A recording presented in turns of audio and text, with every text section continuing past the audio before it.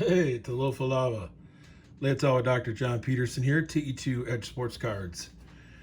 Oh, man. Well, just like the title said, it's a bit of a day of mail day dread. I've been dreading opening this box, let me tell you. Got it about 3-4 days ago, been sitting on it and just kind of fretting away when I would have to open it. So I figured I would do a YouTube video. Guessing not many people are probably going to watch this because nobody wants to see what's inside this box. And so I'm just wondering how best to approach this. Hey, listen, if you haven't hit the like or subscribe button, please do so. We are growing every day, and I can't thank the subscribers and the commenters and the people who like various things enough. You know, it's just I'm blessed to be able to do this and to be able to share my love of the hobby and my love of collecting and my love of investing and doing this as a business with each of you. So I hope you enjoy the videos, and if you have any ideas for things that you'd like to see, leave a comment, let me know. I can switch things up. You know, I don't have 5 different pitches that I can throw, but I can throw 2 or 3 different pitches, 2-seamer, 4-seamer, and some sort of a breaking ball, maybe a splitter. I used to throw a split-fingered fastball back when I was a young kid. If you haven't had a chance, check us out on MySlabs. The easiest way to find us is to go to myslabs.com and just, there's MySlabs over there, sorry. And then TE2 in the search bar, and then you can get a sense of some of the different cards we have available. I've put a lot of stuff on MySlabs because I'm pricing things for the show that's upcoming. So a lot of those cards will look familiar for people that have been watching the last few episodes. I'm also going to start to go through some of the older episodes from the winter, see if there's any ideas or things that I can recycle, maybe rebrand, refresh, put back out there. So anyway, without any further ado, I guess I'll go through the process of opening this box.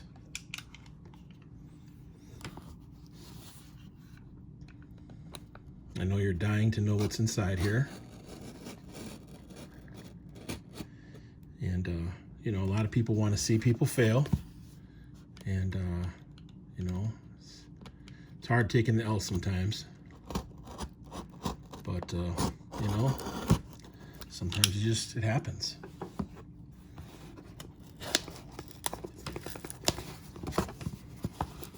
Oh, this is a sticky one.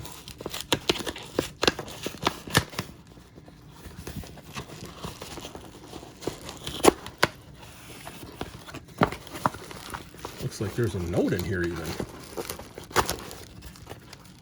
Huh. Let's put this, get the frame down a little lower. That's what we're looking at here, folks. What in the world is in here?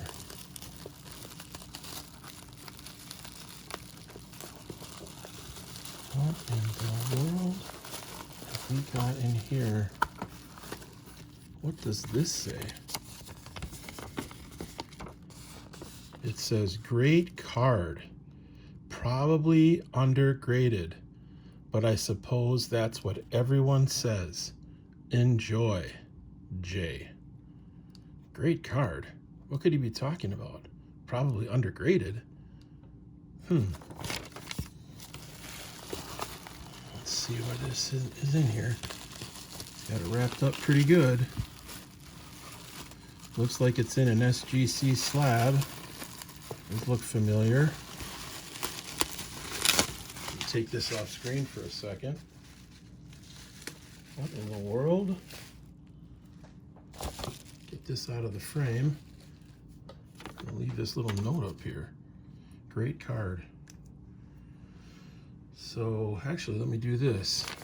So let's go like this. Get it in frame here. All right, so it's an SGC. That's not too bad. SGC is not my preferred grader, but I'll take it. I mean, I've got a couple SGC slabs. I'm more of a CSG and then PSA guy. Oh, it says Mickey Mantle. Tops. Home, Commerce, Oklahoma. Born October 20th, 1931 in Spavinaw, Oklahoma. It says Mickey is 5'11" and 185 pounds and bats right and left and throws right. Many baseball experts say that switch-hitting Mickey is the greatest baseball prospect they've ever seen. He certainly showed why in '52, finishing second in the American League in doubles and slugging, .530. In '52, Mickey also set a New York Yankee record and led the league with 111 strikeouts. Ooh, that's not good. He broke in as a shortstop in '49, which I did not know. Hit .383 for Joplin in mid-50 and split the '51 season between the Yankees and Kansas City. And it's got some information on there. So what's the front of this look like? Because this doesn't look too bad to me. Ooh, what? What in the world? This is not a bad mail day. This is my greatest mail day ever. Oh my goodness, look at this beauty. Wow. So if you've watched the video, you know I'm totally making fun of the title of the video, because I was curious to how many people were going to actually watch someone have a bad mail day. Because everybody's like, oh, this is the greatest mail day ever, and I've got the greatest stuff, and this, that, or the other. And I'm not saying I got the greatest stuff by any stretch of the imagination. I was just testing to see how many people are going to watch this video and actually watch it to the end. Because most of the people who watch these videos watch for 30 seconds and then stop. So for those of you that are subscribers of mine, who've been with me since the beginning or jumped on board in the last month or so, this one is for you guys. I found this card. I've been looking at 53 Mantles for quite some time. I tell you what, I went back and forth and back and forth. I tossed and turned about what I should do. I wasn't really happy with all of the PSA 6s that were out there in the market, or that currently are in the market right now. But I certainly wasn't happy with any of the 5s that were out there either. I found this one on my slabs about 3 weeks ago and have been keeping an eye on it. And of course, I'm not a huge fan of SGC, but that really doesn't matter because you buy the card, not the grade. And I thought this was a really nice example of a 53 Mantle. I think the color, first and foremost, pops. It's not faded like some of the other 53 Mantles that I've looked at, especially in his face. The coloring in his face with the photo, with the painting, the picture, the painting. I like the fact that the left to right, although it's not perfect, 50-50, it's pretty well centered. I like the fact that the top and the left borders are pretty evenly centered between the two of them. I like the fact that the corners are relatively clean. They're not sharp by any stretch. I mean, I don't have $60,000 to spend on a card. But overall, I just really liked the way this card presented itself aesthetically. Of course, this is a classic card. In the hobby, it's not quite at the level of the 51 Bowman or the 52 Topps, but I'd say it's in the top 5 Mickey Mantle cards of all time of his. Never in a million years did I ever think I'd own this card. And so I just want to say, oh man, get a little emotional with this. I just want to say thank you to my dad, my mom in Samoa, all of my aunts and uncles and siblings. I also want to thank my late uncle, Jack.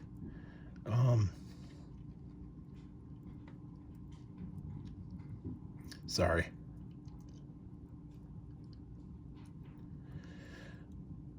My Uncle Jack was my mom's older brother, and he was a tough guy. He was a Montana mountain man.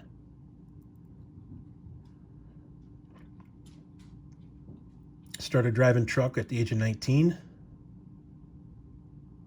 Never graduated high school. Got his GED later in life, though, in his 50s. Had some trouble with the law. Didn't like people that weren't family. Hated being in cities, but had a love and a passion for nature. And certainly loved his family. And even though he was a really hard guy to get to understand and know, he did a lot of positive in his life. We lost him back in January 21. He died of asphyxiation. He was 65 and a half years old. So 5 to 6 years prior to that, he'd asked me to be the trustee of his estate, which my mom had mentioned to me that he was going to ask me about. And I took that as an honor. And so after he passed away, I became the trustee of his estate and executed everything that he wanted done, including his firearms, his trucks, his farm equipment, his beloved 2003 Harley Davidson Springer Softail, 100th anniversary edition, and then his property, which was 115 acres out in northwestern Montana, some of the most beautiful land I've ever seen. And so I was the trustee and did everything that I needed to do last year, worked really hard on it, made sure that my uncle and my brother and my sister, we lost my mom in 2017, made sure that the beneficiaries, including me as one of them, were able to receive the gifts that my uncle had left for us as a measure of his life as a trucker. He also worked up in Alaska on the northern slope too. So this one's for my uncle, and it's also for my dad. My dad grew up in West Central. I'm sorry, I'm getting emotional here. My dad grew up in West Central Wisconsin, in the Cumberland area. Grew up in Turtle Lake. His parents, my grandparents, were from Cumberland, Wisconsin. And, it was tough. My dad's dad, my grandpa, fought in World War II, fought in the Battle of the Bulge. My mom's dad fought in World War II as well in Italy. And life was tough living with a World War II veteran. For those of you that had grandparents that fought in World War II, whatever arena it was in, you know how serious the scars were that came with that. And so, it was tough for my dad. My grandpa never went to any of his baseball games, went to his football games. But my dad's passion always was baseball. That was his first love. He started his very own Little League team in his hometown at the age of about 8. And just taught me everything I know about baseball. Actually, everything I know about sports just in general, but in particular baseball. So I learned about collecting cards through my dad. He taught me so many things through the sport of baseball, life lessons. Man, I'm just really grateful. So to be able to hold this card and to be able to share it with my viewers and my subscribers is just, man, what an honor.